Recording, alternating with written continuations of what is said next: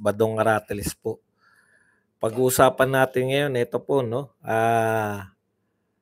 Ito pong napipintong endorsement nito ni BP Sara kay Camille Villar at saka dito kay Mangga Aimee Marcos. Ano bang reaction natin dyan? Bakit may ganyan? Ano po kahulugan yan? Positive po para sa atin yan, no?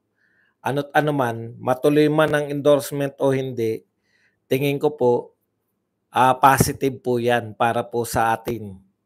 Kung bakit po yan po pag-uusapan natin. Pag-uusapan din natin, ito po, umaangal po si Kiko Pangilinan na mayroon daw pong sistematiko, mayroong mga naninira sa kanya, no? Talagang ito raw po ay hindi organic na paninira. Talagang pinagkakaisahan siya, pinagpaplanuhan para siya ay mawala sa landasin ng mga kung sino man nagplano. Tindi mo, Kiko. At yan po ay dahilan po, dahilan po yan sa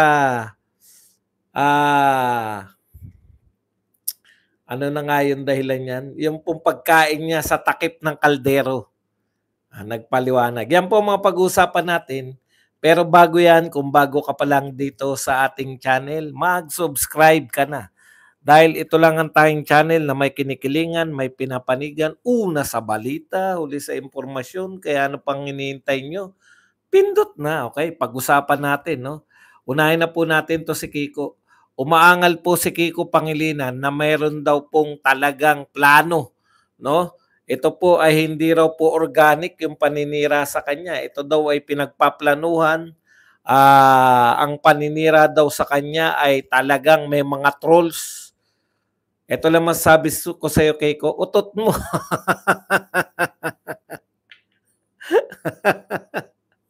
Ikaw magplaplanuhan. Kain-kain ka sa takip ng kaldero, yun. Pero pakinggan po natin yung sinasabi niya. Ang sabi po ni Kiko kasi, siya po ay Kapampangan, no? Kung binabatikos daw siya na talaga raw pong yun ang pagkain nila. Yun daw pong gatas. Sabi na sa inyo, gatas yun.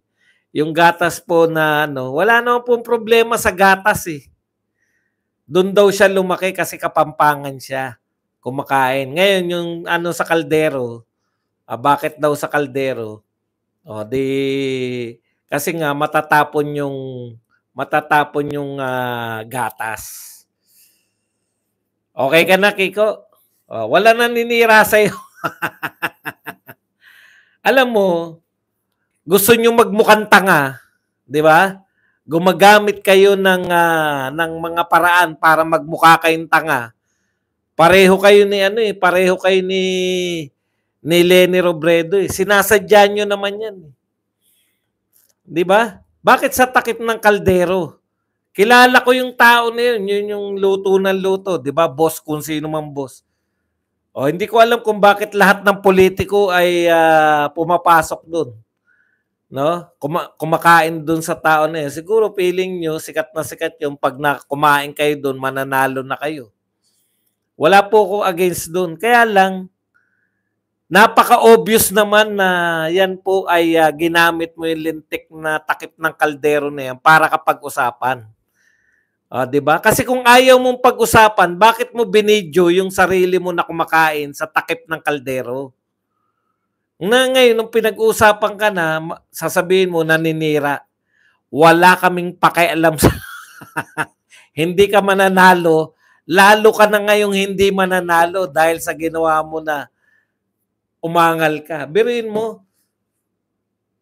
sinong kumain sa takip ng kaldero? Kami ba? Ginawa mo yan precisely para pag-usapan. Nung pinag-usapan, umangal ka. Angalero ka pala eh. Imagine niyo po, marami na pong angalero ngayon. Marami na pong iyakin ngayon sa present. Congressman, marami. Dadagdagan niyo po ba ng senador na iyakin? Talaga naman kumain ka sa takip ng kaldero eh. Ngayon, pinapaliwanag mo sa amin ganito, di ba? Kami kasi sa mga Kapampangan, ganyan talaga kami kumain. Imposible. Lumaki daw siya. Ilan ba takip ng kaldero nyo? Yung ba talaga kainan nyo, takip ng kaldero? Kalokohan yung mga pinagsabi mo. Wala kaming problema sa gatas. Hindi po katakataka yung gatas. Ang pinagtatakhan sa'yo, bakit ka kumain sa takip ng kaldero? Tapos kakatwiran, Kapampangan kasi kami. Yung Kapampangan, kumakain sa takip ng kaldero. Masyado kayong maepal. Nung kayo napansin sa kaipalan nyo, aangal kayo. Bakit kayo pinansin? Last na to. Last na napagpansin namin kasi hindi ka dapat iboto ng mga tao, mga kapatid, kahit kayo, mga kay Marcos, huwag nyo iboto yan. Ang dami na nga iyakin eh. Yan pa, ay bakit nyo ako pinupuna eh? Talaga naman ganito kami kumain sa Pampanga. Puta yan. Ano palagay mo sa amin, di pa nakarating sa Pampanga? Wala po akong nakita na sa takip ng kaldero kumakain sa buong Pampanga. Pinagbubulan mo kayo. Effect nyo lang yan. Ito na tayo. Kakain na tayo mga anak. Ilabas mo ng mga takip ng kaldero at pakakainin na natin to si Kiko. Yan, pinagbubulan nyo. Yan yung nakakabwisit. Yung mga iyakin. Lalo nang dapat hindi iboto yan dahil iyakin. Kayo yun eh. Ikaw yung kumain sa kaldero eh. Di naman kami. Iyakin ka. Putang. Huwag nyo na iboto yung mga tokmol na ganyan. Pag lumusot pa yan, iyak-iyak. Okay. Punta na po tayo rito. Apparently, spell apparently. Nakinikinit ako na. Dadagdagan nyo pa ba iyakin? Ang dami na pong iyakin. Pag dinagdag nyo pa yan, oy, napuna ako. Napatingin. Naku, napuna ako. Nagsalita ako sa mic. Naku, napuna ako. Naglakad ako. Napuna. May naninira sa akin kasi nakita akong umupo.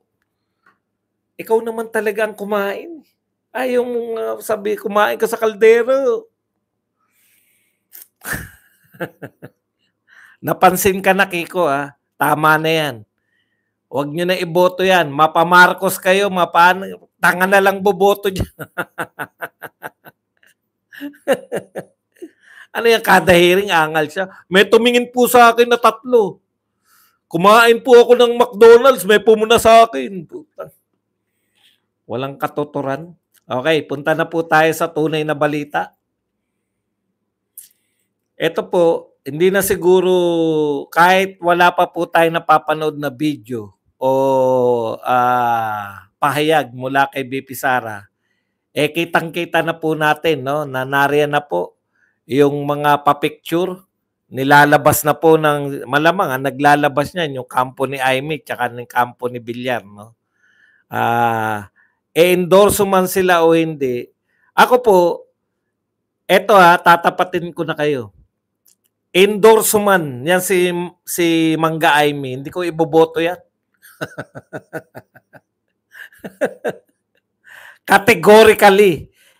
Endorso man yan ni BP Sara, hindi ko yan iboboto.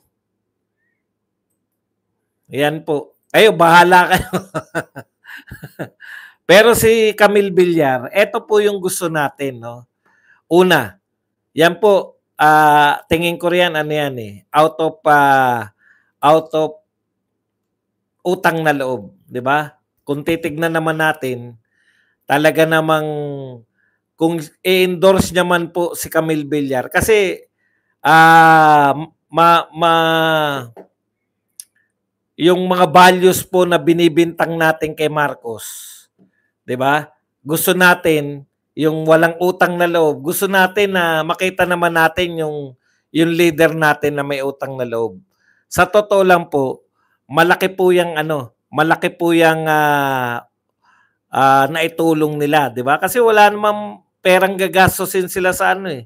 Hindi naman po lihim na tinulungan talaga si BP Sara ng mga Villar. Okay. Out of utang na loob, pwede po nating endorso yan. Yan lang po si Camille Villar tsaka yung 10. Kung maganda po yung paliwanag. Ako po, kung may kondisyon po di ba? Kung tatalikuran niya, sasabihin niya na ayoko na sa alyansa dahil, 'di ba? Kung ano man yung katwiran niya. Hindi po pwede na alyansa pa rin ako, pero ako ay sinusuporta ni BP Sara. Hindi po pwede yun. Kinakailangan itakwil niya yung alyansa. Di ba? Kinakailangan itakwil niya yung alyansa. Bakit? Bakit ka namin iboboto na alyansa ka pa rin tapos kahit endorse ka pa ni BP, nililinaw ko lang po. Pero bakit po positive sa atin yan? Una, nagsimula, basta yun lang po yung kondisyon ko kay Camille Villar. Kasi, di ba, binabanatan natin si BBM, wala kang utang na loob, hindi mo nakita yung tulong sa'yo ng mga Duterte, tapos ikaw pa yung dahilan. Pag ginagawa yan ni BP Sara out of utang na loob, wala akong problema ron, di ba? Yun nga ang ayaw natin kay Marcos eh. Yun nga yung ayaw natin hindi nga po hindi ko po sinabi. Ito real talk po tayo Hindi ko po sinabi na eto na yun, no? Hindi ko po sinabi na inendorso na. Wala po akong sinasabi. Ang sinasabi ko po kumakalat. Hindi naman po anong ibig nyo sabihin na luma na yan. Hindi po luma yan. Yung kay Camille Villar, imposible naman luma. Bakit magpapapicture si Camille Villar tsaka si BP Sara? Halimbawa lang po na inendorso talaga. Yun lang po yung kondisyon. Si Amy po, endorso man o hindi, wala akong pakialam. Never again sa mga Marcos. No? Kahit na ano pang katwiran, bakit dapat iboto si Amy Marcos? Hindi ko po iboboto yan. Kasi, hindi, malaki po yung papel niya kaya si BP Sara ay kumampi kaya po kumampi kay BBM, di ba? Malaki po yung papel ni Amy Marcos. At nagkaleche-leche po ang buhay ng mga Duterte. Yung mga panggigipit po sa mga Duterte. Instead, di ba? Instead po na tumanaw ng utang na loob dahil nanalo si BBM dahil kay BP Sara, kahit hindi nyo natanggapin, wala na kaming pakialam. Kahit sabihin nyo na pa na pinaka-popular si BBM, okay na yan. Hindi na namin problema yan kung mabuhay pa kayo sa mga sinasabi ni Gadon. Kahit sabihin nyo pa na si BBM pa nagpanalo kay BP Sara, isa lang ang hindi nyo kaya sagutin. Kung ang nagdala pala si BBM, bakit mas mataas yung boto ni BP Sara? Logic lang yan. Kung ang nagdala ng tandem nila si BBM, bakit mas malaki boto ni BP Sara? Pero wala na tayo riyan Di ba? Nabudol na nga Pero yung ngayon, papabudol tayo kay Amy, di na Kay Camille Villar, hindi ko rin endorso yan, hindi ko rin iboboto yan pag hindi niya naman tinakwil yung alyansa. Pero, eto po. Okay, eto po ang sa akin. Sa tingin ko po, very positive po yan, no? Kung totoo po yan, mukhang pinagdudahan nyo, kung totoo po yung mga picture na yan at kung totoo na i-endorse sila ni BP Sara, isa lang po ibig sabihin yan. Talagang pabagsak na po yung popularidad ni BBM. Una, pabagsak yung popularidad ni BBM. Ikalawa, hindi niya kayang magpanalo ng kandidato. Kasi si Villar at saka si Amy Marcos, top 12 pa yan dati sa mga pasarvey. Alatang-alata talaga Yung survey nila, hindi po totoo. Bakit? Bilyonaryo to mga Villar Pinakamayamang Pilipino, si Manny Villar. Sa tingin nyo, hindi siya nagko-conduct ng sarili niyang tunay na survey? Kung ang tingin ni Villar, Kung ang alam mo nyo po, ganyan po yung mga pa-survey. Ikaw tao ka, gusto mong malaman yung sitwasyon mo, no? Eh bakit po babaliktad si Camille Villar? Kung totoo yung mga pa-survey niya na malakas talaga si Marcos, na kayang-kaya niya magpanalo. Bakit babaliktad si Camille Villar pa sa pamahalaan? Nakita kasi nila. Yan po kaya nilang magbayad. Kaya magbayad niya ni Manny Villar kahit ilang survey. Marami pong politiko na nagbabayad na lihim lang. Yung totoong pa-survey, hindi yung survey na ilalabas para mind conditioning. Yung totoong pa-survey niyan, kung talagang hindi malakas yung mga Duterte at kung talagang ang mga Marcos ang malakas, eh bakit si Villar ay babaliktad? O, di ba? Pagpapakita po yan na yung mga surveying pinalalabas nila, gustong-gusto nila na ikondisyon yung tao na malakas pa rin ang mga Marcos. Eh, malakas pala yung mga Marcos eh. Bakit alam niyo po, pinakamababa po yun. Pinakamababa na po na rating ng isang sitting president ang nakakamit ni BBM ngayon. Napaka-contrast, di ba? Paano mangyayari na yung endorser, pinakamababa ang trust at approval rating, pero yung mga ini-endorse niya, putya, mananalo? Hindi ba kayo nagtataka? Yung nag-e-endorse, si BBM, negative na po. Ang pinakamababa po negative mga approval rating, si Gloria Macapagal-Arroyo, mas mababa na siya ngayon lahat. Negative po si Bongbong Marcos na. Ngayon, tapos yung ini-endorse niya, mananalo pa rin halos lahat. Di ba? Ang laking kalokohan nun. Tapos si BP Sara, na iniiwan na sila sa presidential survey, pagdating sa survey, eto po kaya hindi kayo dapat maniwala sa pa-survey nila. Yun po yung una. Bagsak yung main endorser, pero namamayagpag yung mga ini-endorso.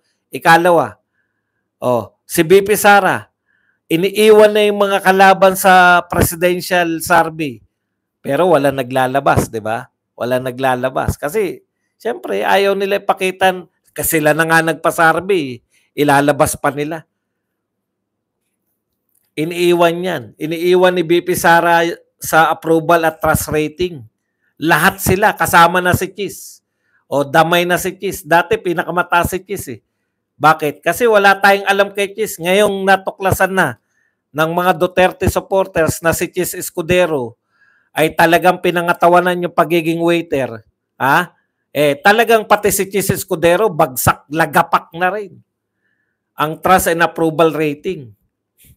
Iniiwan na sila ni BP Sara. Tapos yung ini-endorse ni BP Sara, hindi pumapasok. Yung ini-endorse ng mga bagsak, bagsak ang popularidad, bagsak ang trust at approval rating, yun ang pumapasok. Diba? Ikalawang kalokohan yan. Ikatlong kalokohan. Number 1 si Bongo sa lahat ng survey. As in lahat Number 1 si Bongo sa lahat ng survey. Wala siyang natangay.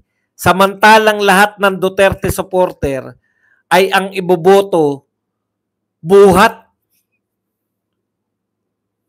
Buhat lahat. Mga kakampi ni Bongo ang iboboto. Number 1 si Bongo, dapat majority man lang. Di ba? Majority man lang ng mga PDP laban ang pasok sa 12. Paano mangyayari na? Yun. Ikatlo yun. At eto po, bakit babaliktad si Villar at saka si Amy Marcos?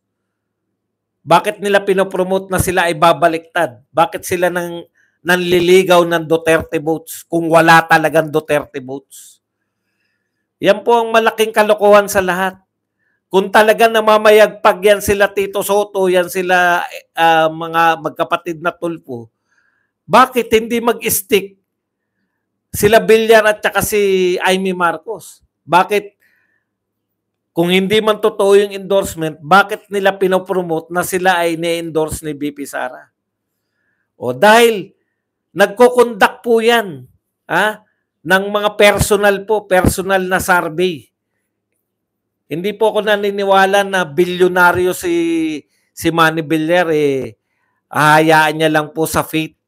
Hindi niya po hahayaan yan sa kapalaran. Gagawa at gagawa na hakbang yan. Kung babaliktad yan, sinking ship na talaga si BBM. Yung sinking ship, yung mga kasama sa sinking ship, sila yung lumalabas. Kalokohan po yan. Kaya tayo, tuloy lang po tayo. Endorse ni BP Sara, si Camille Villar, depende.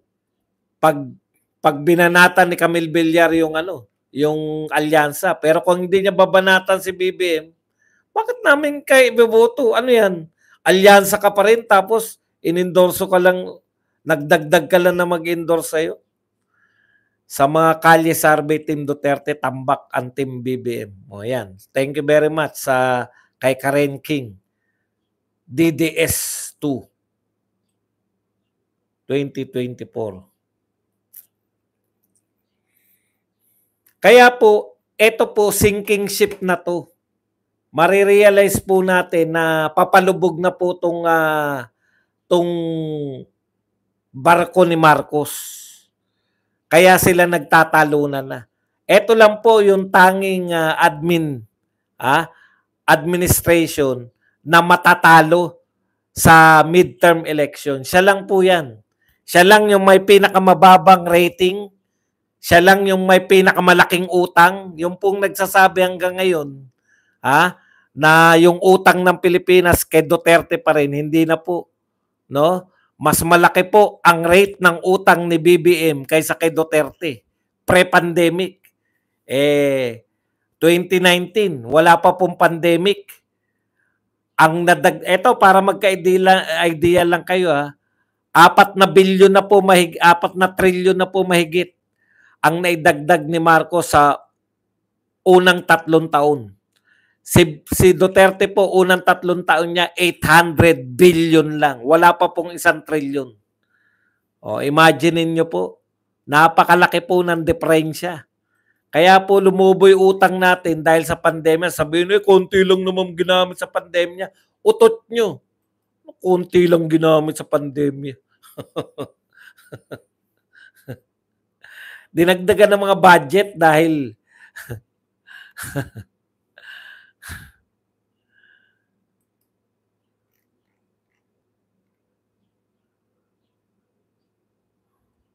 kasi eto, balitang-balita na talaga, Sara Lanza haymaker. Just when people were starting to ask what's going to happen next, Vice President Inday Sara lands a powerful haymaker to the administration of President Ferdinand Marcos Jr.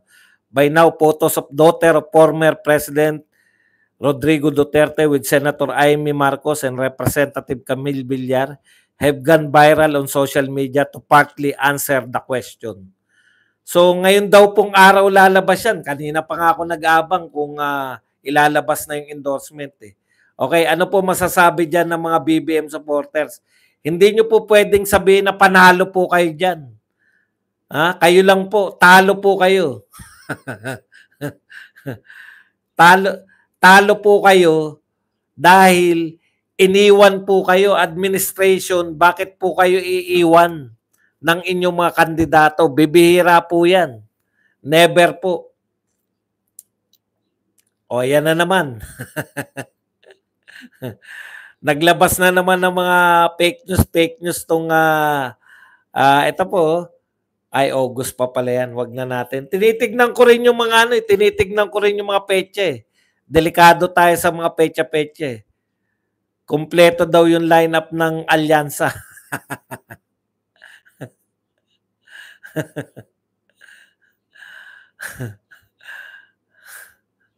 Sabi ni Marcos, kompleto pa rin. Tignan lang po natin itong mga naiwan natin na topic. Saglit lang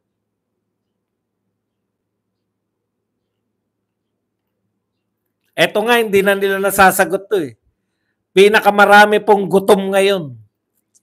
Patong-patong na po. Gutom po ang mga Pilipino ngayon. Ang taas po, 35.6. One-third po ng Pilipino nagugutom sa panahon po ni BBM. O ano po ibig sabihin yan? Yung pamimigay ninyo na, ayun nga eh. Alam niyo po ba yung ayuda? Para saan po yung ayuda? Para po maibsan yung gutom.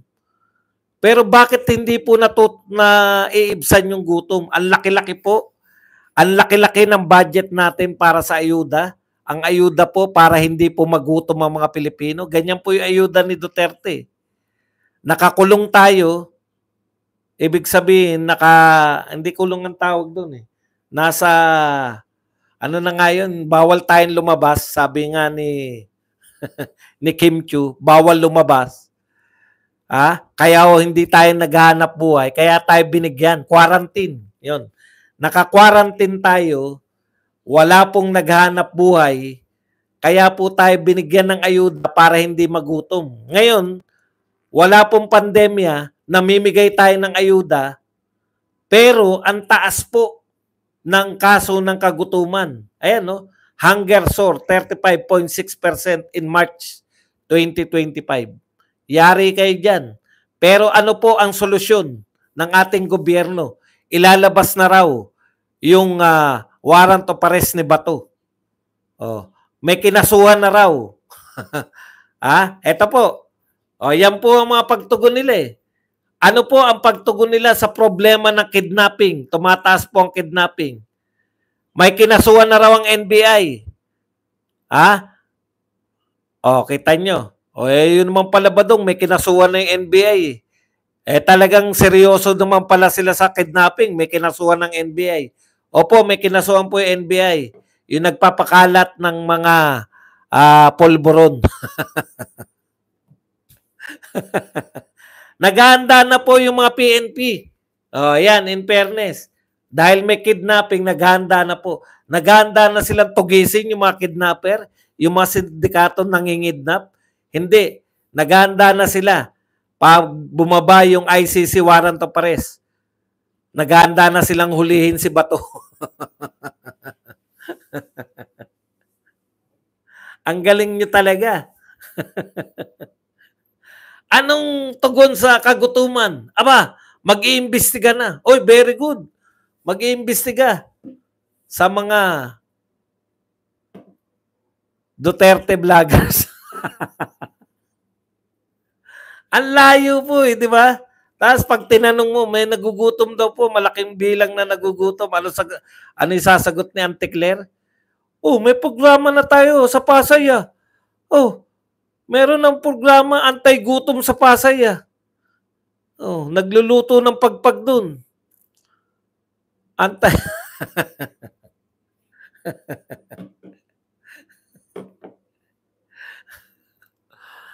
Sa Pasay.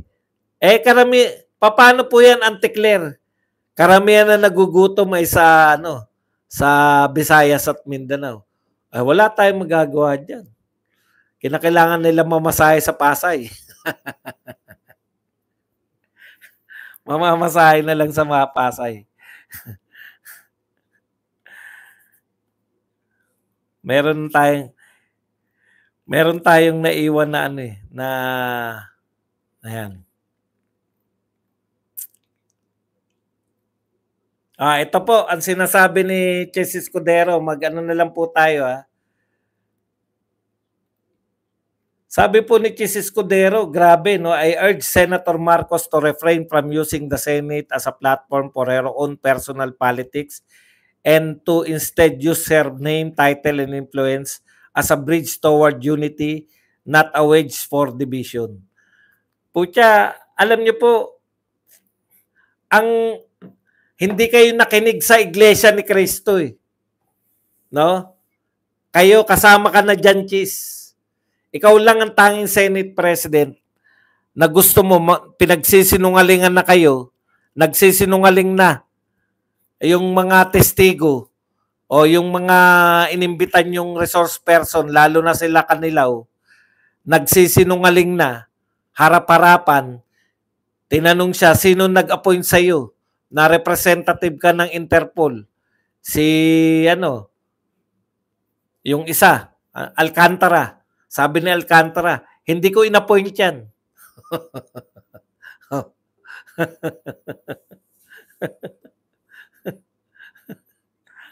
Ano pa bang kinakailangan mo? Ha? Ano pa ba kinakailangan mo, Cheese? Nagsisinungaling, tinanong. Si Alcantara. Ikaw ba, hindi mo ba nakita na dinala sa korte? Hindi ko po alam kung dinala sa korte o hindi. Magkasama kayo ni Duterte. Buhat nung pagdating ni Duterte, kasama ka na, hindi mo alam kung dinala sa korte. Hindi ko po alam kung dinala sa korte. Di ba? Harap-harapang pagsisinungaling. Tapos okay lang sa iyo yun. Kaya ang mensahe ni Chis Escudero, okay lang magsinungaling sa Senado basta ikaw ay kakampi ng administrasyon. Yun po yung pinahiwatig mo. Tapos ngayon sisitahin mo na ang dahilan ng pagkakawatak-watak, yung nag-iimbestiga. Bakit mo sasabihin na yung nag-iimbestiga ang dahilan ng pagkakawatak-watak? Yung isa naman, si Anticler naman, ang dahilan ng kaguluhan, si Abansenya. Si Hanilit ng dahilan ng kaguluhan dahil sinabi niya raw na congratulations. Bawal pala kayong i-congratulate sa kapalpakan nyo. Congratulations, marami ng kidnapping, sabi ni Abansenya. Aba, iwasan po natin ang pagsasabi ng ganyang mga salita dahil kayo po ay nagdudulot ng kaguluhan. Di ba nagdulot ng kaguluhan yung pagpapakulong ninyo? Pagpapakidnap ninyo kay Tatay Digong, hindi matanggap. Hindi matanggap ng mga Pilipino sa buong mundo. Hindi ba yung dahilan ng kaguluhan? Matitigas ang ulo nyo. 2 milyon lumabas na Iglesia ni Cristo. Ano sabi ng Iglesia ni Cristo? 2 milyon. Huwag nyong ituloy. Against kami sa impeachment. Tinuloy pa rin ninyo. Samantalang sabi ng Iglesia ni Cristo, sinusuportahan namin si BBM, yung Pangulo. Kaya kami magrarally dahil gusto namin ng kapayapaan. Yung pala, salita lang ng Pangulo. Pinasalamatan ba kayo ng Pangulo?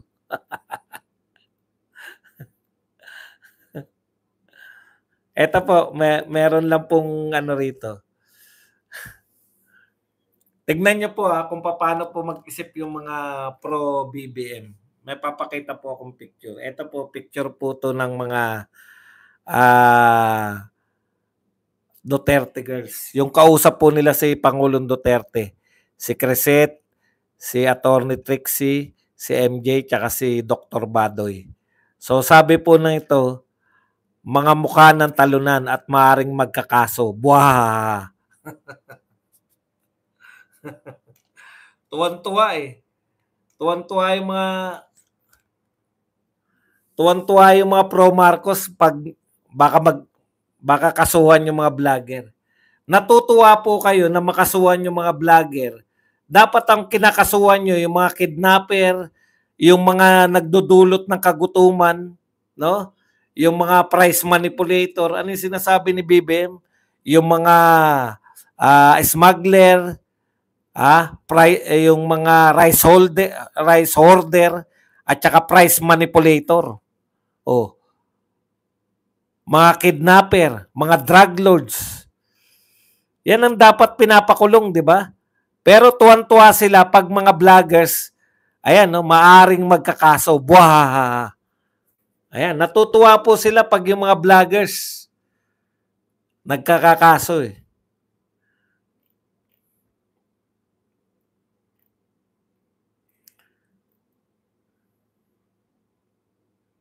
At panghuli po natin, paalala po ng, ito yung kahapong hinahanap ko eh. Presidente po ng Employers Confederation of the Philippines. Tignan nyo po kung gano'n na po.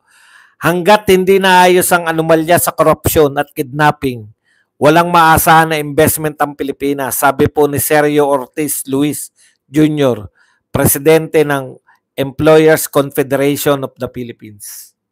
Okay. Lahat na po ng negosyante, lahat na po ng grupo ng negosyante na alarma na po dyan sa inyong mga kidnapping. No? Lahat na po ng negosyante rito sa Pilipinas, grupo ng negosyante, ayaw na po, gusto na gumawa kayo ng paraan. Pero,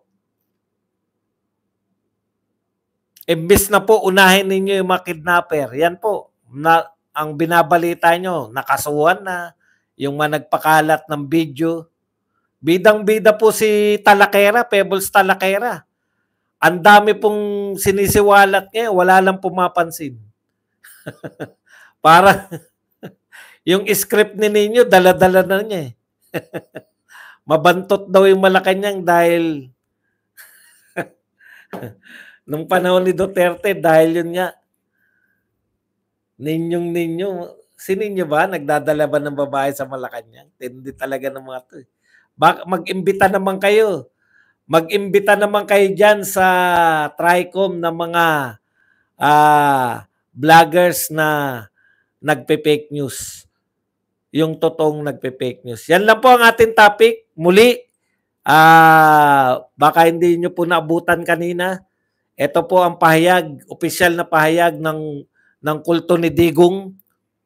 Pag inendorso po ni BP Sara, si Camille Villar at saka si Mangga Aimee Marcos, hindi po namin susuportahan si Aimee Marcos, anuman ang endorsement, sino man ang mag-endorse. Maliban na lang kung si Tatay Digong. Ibang usapin na yun. At si Camille Villar po, endorso lang po ng kulto ni Digong kung itatakwil niya yung administrasyong ito. Kasi kung patuloy pa rin siya sa alyansa at magpapasalamat lang siya, sasabihin niya, pasalamat kay BP Sara, kahit alyansa ko ay sinuportahan niya pa rin ako. Ay hindi po. Itakwil mo. No? Bakit ayaw mo na sa alyansa? Yan. Kasi po, iba po yung kaso naman yan. Di ba? Ayaw natin na walang utang na loob yung mga leader natin. Alam naman natin may utang na loob. Tumatanaw lang po yan. Pinakiusapan siguro ni Villar. Si Manny Villar. Pero kung mamamangka si Villar sa dalawang ilog, siya ay kandidato, pro-admin candidate, tsaka gusto niyang awitan yung ating mga boto, ay hindi po tayo papayag. Kinakailangan itakwil nyo muna. Kung hindi nyo itatakwil, bit naman namin kayo iboboto. Dapat tinatakwil ko ang gobyernong ito, gano'n. Kaya ako kumakampi rito kay BP Sara, gano'n. Aurora Albis, thank you very much sa 23 Hong Kong dollars. Pero kung maraming salamat, kahit ako ay kampi ni Mo Bongbong, hindi ka namin iboboto. Yes sir, sabi ni President